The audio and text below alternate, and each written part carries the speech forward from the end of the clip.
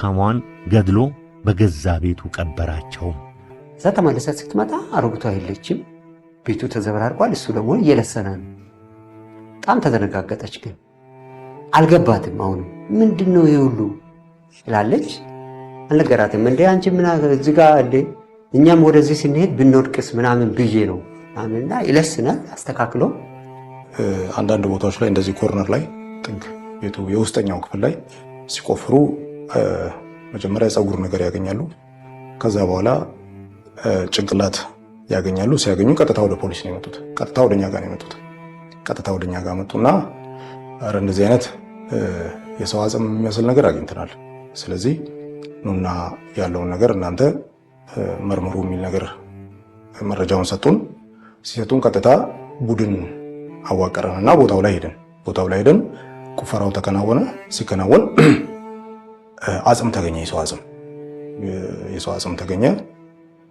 ከላይ ያው ትንሽ ፀጉሯም ረዘም ስለሚል የሴት አጽም ይመስላል።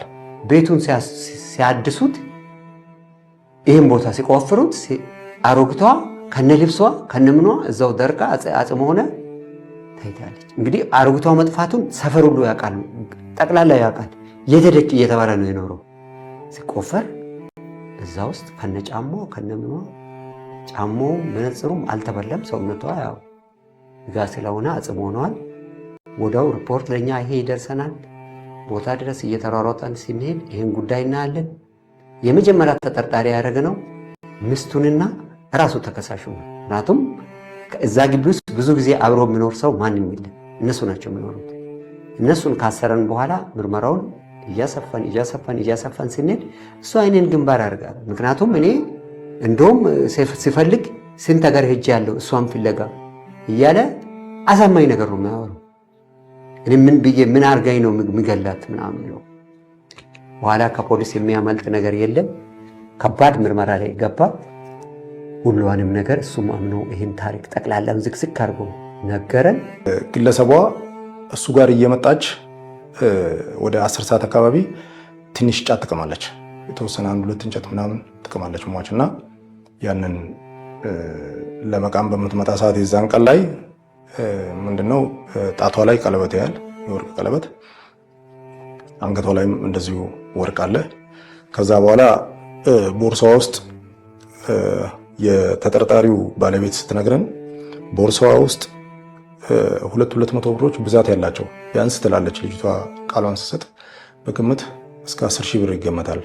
እሱን በደንብ ስንጠይቀው አዎ አንደኛ ገንዘብ እንዳየባት፣ ሁለተኛ እነዛ ወርቆች እላዩ ላይ እንዳየ፣ በነዛ ምክንያቶች እሱ ምንድነው ያደረገው ቀጥታ አፈናት፣ አነቃትና አንገቷን አንቄ አፈንኳት ነው የሚለው። ከዛ ልክ ህይወቷ ካለፈ በኋላ ጥፍጥፍ ያደረጋትና ስስ ኮንፈርት አለ፣ ወፍራም ኮንፈርት ብድር ሳይሆን ስስ አለ፣ ሳሳ ያለ በሱ ተቀለለ።